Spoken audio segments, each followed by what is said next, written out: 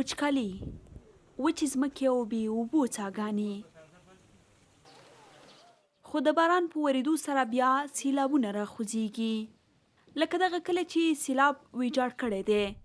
دا د بلخ ولایت د چاربولک ولسوالۍ یوه سیمه ده چې خلک یې له ګڼو سرګردانیو سره لاس او ګریوان دي. د دې سیمې ډیری وګړي بزګران او وچکالۍ ستړي کړي دي چې کروندې حاصل نه ورکوي او څاروي وږي دي. وضعیت څه شی ما یوه د خوراکي ماغه شیان دا شیان غونډ لاندې سول خړو غونډې یوړې اوس فعلا هېڅ هم نشته چې موږ یې وخورو. هغه اقلیم چې کله تغیر وکاوه خوشحالي را مابین ته سوه، نو ځکه دا په غرونو کې دا ګیاوې کبایشان نو دا له منځه لاړل وچ سوله، نو دغه ستونزه راپېښه سوله چې دغسې ناخوالو سره مخ سو. کلیوالو لپاره د سیمې پرېښودو پرته بله لار پاتې نه ده.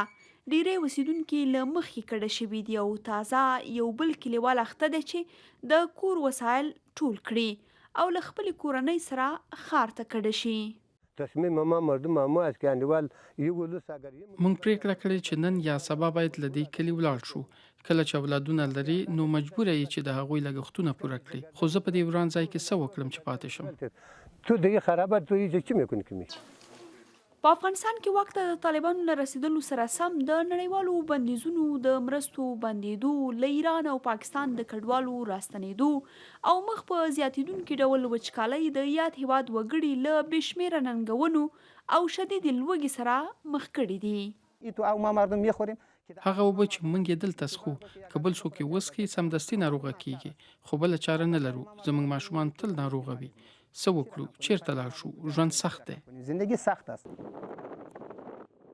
ملګرو ملتونو ویلي چې په ټولیز ډول په 2025 میلادي کال کې 7.8 میلیونه ماشومان او ښځې لومړنیو مرستو ته اړتیا لري چې په دوی کې 3.5 میلیونه تر 15 کلنۍ کم عمره ماشومان له شدیدې خوارځواکۍ سره مخ دي او 1.1 میلیون ښځې بیا درملنې ته اړتیا لري.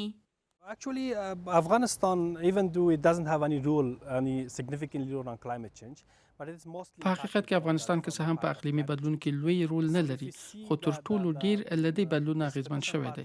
که د تیر 15 کلونو د باران او تودوخې نمونې وګورئ، داسې سناریوګانې به ووینئ چې ښایي څنګه د تودوخې زیاتوالی او د باران د بدلون نمونې د وچکالۍ، سیلاب، دوړو، طوفان او نورو پیښو لامل کیږي. Contributed to drought, to flooding, to dust storms and these things. د اقلیم جدي بدلونونو، ډلهیزې کډوالۍ او د فقر زیاتوالي سربیره د طالبانو اداره هم د اقلیم بدلون پر وړاندې ځانګړی پلان یا بودیجه نه لري. که څه هم افغانستان پخوا هم وچکالي تجربه کړې، خو له هغه وخته چې طالبان واکمن شوي ورځ تر بلې لوږه او تنده زیاتیږي.